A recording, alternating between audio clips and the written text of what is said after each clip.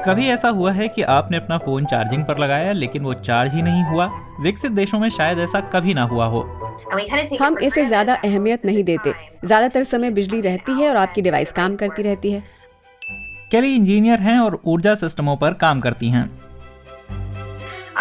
लेकिन पर्दे के पीछे जो चल रहा है वो दरअसल काफी पेचीदा है। जो बिजली आप इस्तेमाल करते हैं वो आपके इस्तेमाल के हिसाब से जनरेट होती है। आप तक पहुंचने के लिए वो तारों, केबलों और ट्रांसफार्मरों के एक सघन नेटवर्क से होकर गुजरती है, जिसे ग्रिड कहते हैं। ग्रिड बिजली पैदा करने वाले जनरेटरों से बनता है, जैसे गैस या एटमी ऊर्जा संयंत्र या पवन चक्कियां। ट्रांसमिशन लाइनें उस बिजली को सब स्टेशनों तक ले जाती हैं। वहां वो कम वोल्टेज में तब्दील हो जाती हैं। डिस्ट्रीब्यूशन लाइनें आखिरकार उस बिजली को घरों और दफ्तरों तक पहुंचाती हैं।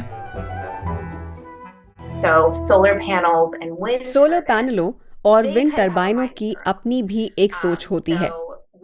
हम उन्हें मौजूदा डिस्पैचेबल जनरेटरों की तरह नियंत्रित नहीं कर सकते।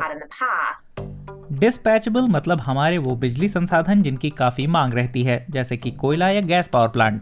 आप उन्हें जैसा ऑपरेट करना चाहें उस हिसाब से उन्हें बंद या शुरू कर सकते हैं। सौर और पवन ऊर्जा इसके उलट हैं, नॉन डिस्पैचेबल। सौर ऊर्जा पाने के लिए धूप चाहिए और पवन ऊर्जा के लिए हवा। मैं नहीं समझता कि ये कोई इतनी बड़ी समस्या है, लेकिन 20-30 साल पहले की तुलना में एक अलग तरह की चुनौती है। टिम मायर युर्गेंस जर्मनी की एक ग्रिड ऑपरेटर कंपनी के सीईओ हैं। जर्मनी में 40% से ज्यादा बिजली अक्षय ऊर्जा से आती है। 2030 तक वो 80% तक पहुंच जाएगी। पवन और सौर ऊर्जा की बड़ी हिस्सेदारी क्या चुनौतियां लाएगी? पहली तो यही कि उनके लिए आप मौसम पर निर्भर रहेंगे। इस बात की ठीक भविष्यवाणी करना मुश्किल है कि अगले दिन मौसम कैसा रहेगा। इस मामले में खुशकिस्मती से हम बेहतर स्थिति में हैं, लेकिन बेहतरीन भविष्यवाणी भी मौसम नहीं बदल सकती। जर्मन शब्द डुंकलफ्लाउटे का मतलब है डार्क डोल्ड्रम्स, मतलब वो समय जब धूप भी कम रहती है और हवा भी। ग्रिड ऑपरेटर के लिए ये स्थिति किसी बुरे सपने जैसी होती है। हवा और धूप अच्छी रहे भी तो उन जगहों पर नहीं जहां उसकी जरूरत हो। अक्षय ऊर्जा के मामले में जैसे आप जर्मनी को देखें तो जहां जरूरत है वहां वो हमेशा नहीं मिलेगी। जर्मनी की ज्यादातर पवन ऊर्जा उत्तरी जर्मनी में बनती है और सौर ऊर्जा दक्षिण में। अभी कोई ऐसा तरीका नहीं है जिससे जर्मनी के दक्षिणी इलाकों में ज्यादा पवन ऊर्जा मिलने लगे, जहां उद्योगों के बीच ऊर्जा की काफी मांग है, या उत्तरी इलाकों में और सौर ऊर्जा मिलने लग जाए। अमेरिका में भी यही हाल है। ज्यादातर पवन ऊर्जा बनाई तो देश के बीचों बीच जाती है, लेकिन 2/3 से ज्यादा आबादी अमेरिका की सीमा से 100 मील के दायरे पर रहती है, तो मांग वहां है। नतीजतन पवन और सौर ऊर्जा ग्रिड संचालकों के लिए सिरदर्द बन रही है। लेकिन अगर ये कहें कि समस्या वे नहीं ग्रिड हैं, तो ऐतिहासिक रूप से हमने पावर स्टेशन अपने शहरों के करीब बनाए, कोयला, गैस या बाद में यूरेनियम जैसे ईंधन उन तक पहुंचाए। बिजली का सफर आमतौर पर छोटा ही रहा। दूसरी तरफ सौर और पवन ऊर्जा सिस्टम वहीं लगाने होते हैं जहां उनका ईंधन यानी धूप और हवा सबसे ज्यादा मौजूद होती है। और सिर्फ यूटिलिटी कंपनियां ही बिजली पैदा नहीं करती। जैसे लोग अपनी छतों पर ही सौर पैनल लगा रहे हैं, पारंपरिक उपभोक्ता अब बिजली उत्पादक भी बन रहे हैं। चीजें काफी बदल गई हैं, लेकिन ग्रिड नहीं बदले। जो ऊर्जा सिस्टम हम बनाना चाह रहे हैं उसमें वे फिट नहीं बैठते। हमें बिजली को उसके उत्पादन स्थल से वहां तक ले जाना होता है जहां उसकी जरूरत है। लिहाजा पहले के मुकाबले बिजली का परिवहन अब ज्यादा हो रहा है। इसका मतलब हमें अपने ग्रिडों को बेहतर ढंग से जोड़ना होगा। इसलिए ग्रिड संचालक कंपनी टेनेटी उत्तरी जर्मनी को दक्षिण से जोड़ने वाली 700 किलोमीटर लंबी हाई वोल्टेज ट्रांसमिशन लाइन जूड लिंक बना रही है। जब दक्षिण में धूप ना रहे तो उसे उत्तर की हवा से बिजली मिलेगी। इन विशाल ट्रांसमिशन लाइनों को बनाना वाकई मुश्किल है। संपत्ति के अधिकार जैसे मुद्दे आते हैं। खतरे में घिरी प्रजातियों और पर्यावरणीय प्रभाव जैसे मुद्दे भी हैं। उनसे जुड़ी चिंताएं हैं।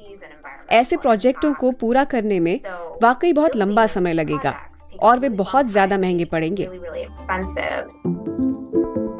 सबसे जरूरी है स्टोरेज बनाना, ताकि जरूरत पड़ने पर ऊर्जा की सप्लाई हो सके। छोटी अवधियों के लिए विशाल बैटरी पैक अब खूब बिकने लगे हैं। आप धूप आने या हवा चलने के हिसाब से बैटरी चार्ज कर सकते हैं और फिर जब धूप और हवा ना हो तो आप उसे डिस्चार्ज कर सकते हैं। कुछ ग्रिड पानी से खींचकर भी ऊर्जा स्टोर करते हैं। पहले पहाड़ी पर पानी खींचने के लिए आप बहुत सारी बिजली इस्तेमाल करते हैं और उसे वापस पाने के लिए पानी को टरबाइन पर गिरा देते हैं, लेकिन दोनों तरीकों में कुछ ही घंटों की बिजली मिलती है। अगर कई दिनों तक धूप या हवा ना मिले तो ऐसे में हमें दूसरे समाधान चाहिए, जैसे हाइड्रोजन। हम उसे अक्षय ऊर्जा से बना सकते हैं और CO2 उत्सर्जन के बिना उसे फिर पावर प्लांटों में जला सकते हैं। इसका मतलब ये नहीं कि हमें सारे समय हाइड्रोजन जलाते रहना चाहिए, क्योंकि ये कोई बहुत कारगर तरीका नहीं, लेकिन कुछ खास स्थितियों में हमें इसकी जरूरत तो है ही। फिर समाधान का दूसरा हिस्सा आता है, जिस पर हाल ही में बात होनी शुरू हुई है। हमारे पास वो अवसर है। मांग पूरी करने के लिए आप उत्पादन बढ़ा सकते हैं या मांग को कम कर सकते हैं, ताकि मांग और आपूर्ति के बीच एक संतुलन बन जाए। सपना तकनीक आधारित ऐसी स्मार्ट ग्रिड बनाने का है जो मांग और आपूर्ति का संतुलन लचीला बनाए रखने के लिए ऑपरेटरों को और ज्यादा जानकारी दे सके।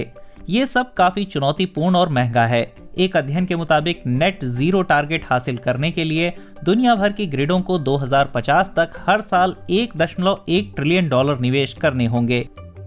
नए सोलर पैनल और पवन चक्कियां जो लगेंगी सो अलग।